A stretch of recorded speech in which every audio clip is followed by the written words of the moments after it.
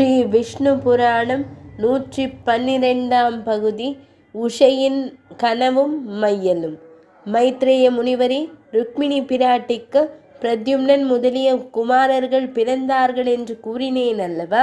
மற்றவர்களுக்கு கூறுகிறேன், கேட்பீராக. தேவி சத்யபாமைக்கு பானு, பௌமன், ஈரிக்கன் முதலிய குமாரர்கள் அவதரித்தார்கள். தீப்திமான், தாம்பிரபக்ஷன் முதலியவர் ரோஹிணியின் பிள்ளைகள். சாம்பன் முதலியோர் ஜாம்பவதியின் பிள்ளைகள். பத்திரவிந்தாதிகள் நக்னஜிதியின் பிள்ளைகள். சைப்பியை என்பவளுக்கு சங்கிராமஜித்து முதலியோர் பிறந்தார்கள். பிருகன் முதலியவர்கள் மந்திரியிடம் உதித்தவர்கள். காத்திரவான் முதலியோர் லக்ஷ்மணையின் புதல்வர்கள்.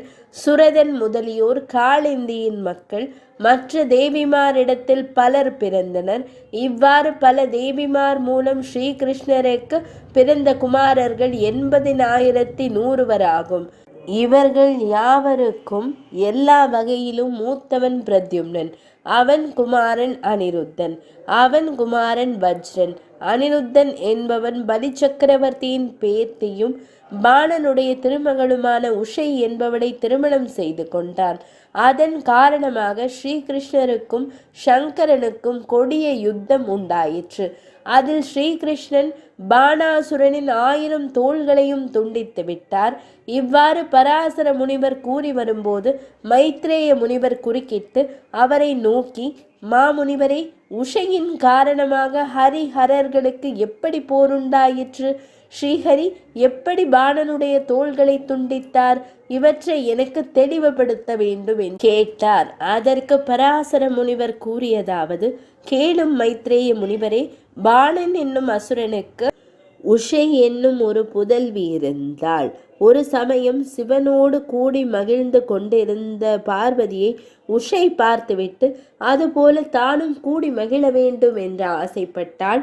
அவளது கருத்தை அறிந்த பார்வதி தேவி அவளை பார்த்து, பெண்ணே, நீ ஏன் இப்படி தவிக்கிறாய்? உன் மணாளனுடன் கூடி நீயும் இப்படி கிரீடிப்பாய் என்றாள். அதை கேட்ட உஷை, இந்த சுகம் எனக்கு எப்பொழுது கிட்டுமோ? என் மணாளன் தான் எவனோ என்றாள்.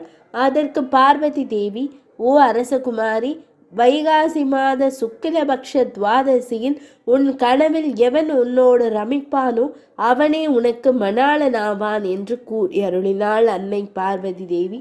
பிறகு பார்வதி தேவி கூறியது போலவே அந்த நாளில் ஒரு புருஷனோடு உடலுறவு கொண்டதாக உஷை கனவு கண்டு அவனிடத்திலேயே ஆசை மிகுந்தவளாக கண்பிடித்தாள்.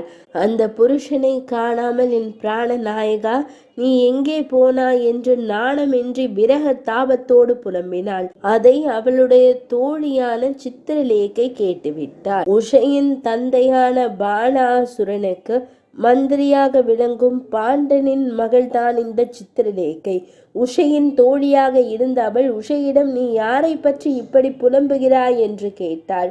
உஷையோ வெட்கத்தால் அவளிடம் ஒன்றும் கூறாமல் இருந்தாள்.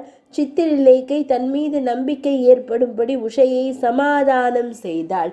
பிறகு உஷை தான் கனவு கண்ட கனவு நிகழ்ச்சிகளையும் பூர்வத்தில் தன்னிடம் பார்வதி தேவி கூறியதையும் கூறி, அடி தோழி, இவ்விதமான புருஷனை நான் அடைவதற்கு எது உபாயமோ அதை நீயே செய்ய வேண்டும் என்று வேண்டிக் கொண்டாள். அதற்கு சித்திரலேகை, அடி என் உயிரே, நீ சொன்ன சங்கதி அறிவதற்கே கஷ்டமானது, சொல்லவும் அடையவும் இயலாதது. ஆனாலும் நான் உனக்கு உபகாரம் செய்ய வேண்டும். ஆகவே நான் முயற்சி செய்கிறேன். நீ 7-8 நாட்கள் வரை பொறுத்திருக்க வேண்டும் என்று கூறி ஓர் உபாயம் செய்ய யோசித்தாள். அதன்படி செய்யலானாள். அதாவது தேவர்கள், கந்தர்வர், அசுரர், மனிதர் முதலியவர்களில் முக்கியமாயுள்ள வாலிபர்களின் உருவங்களை எல்லாம் ஓவியமாக சித்திரலேகை வரைந்து அந்த ஓவியங்களை எல்லாம் ஒவ்வொன்றாக உஷையிடம் காண்பித்தாள். அவற்றை அவள் காண்பித்து, இவர்களில் உன் மனம் கவர்ந்தவன் யார் என்று கேட்டாள். உஷையோ ஓவியத்திலிருந்து தேவ தானவ கந்தர்வர்கள் அனைவரையும் விட்டுவிட்டு மனிதர் வரிசையில் பார்த்தாள். அதில் யாதவர்களில் கண் வைத்தாள். கண் வைத்து ஸ்ரீராமகிருஷ்ணர்களை கண்டு வெட்கப்பட்டவளாகி பிரத்யும்னனை கண்டு நாணி கண்ணை அப்புறம் நோக்கி கடைசியில் அனிருத்தனை கண்டு நாணம் துறந்து, இவன்தான் என் கனவில் வந்தவன், என்னை கனவிலே கலந்து மகிழ்ச்சி தந்தவன், அந்த கனவு நாயகன் இவனேதான் என்றாள். அதை கேட்டதும் சித்திரலேகை மகிழ்ந்தாள். அவள் தனது யோக வித்யா பலத்தா பானத்தில் செல்லக்கூடிய மகிமை வல்லமை உடையவள். ஆகையால் அவள் உஷையை நோக்கி, பெண் அழகியே, இவன் ஸ்ரீகிருஷ்ணருடைய பெயரன். இவன் பெயர் அனிருத்தன். அழகும் வீரமும் கொண்ட புகழ் பெற்றவன். இவனையல்லவா பராசக்தி உனக்கு பர்த்தாவாக அனுகிரகித்தாள். நீ இவனை பெறுவாயானால் எல்லா செல்வங்களையும் நீயே பெற்றது போல் வாழலாம். இவன் வாசம் செய்யும் துவாரகையோ யாரும் பிரவேசிக்க முடியாதது. ஆயினும் என்னால் இயன்றவரை முயன்று பார்க்கிறேன். உன் கனவு நாயகனை இங்கே கொண்டு வருகிறேன். இந்த ரகசியத்தை வேறு யாருக்கும் சொல்லிவிடாதே. நான் விரைவில் வந்து விடுகிறேன் என்று உஷைக்கு சமாதானம் கூறிவிட்டு சித்திரலேகை விண்வெளி வழியாக துவாரகைக்கு சென்றாள். 112ஆம் பகுதி நிறைவடைந்தது.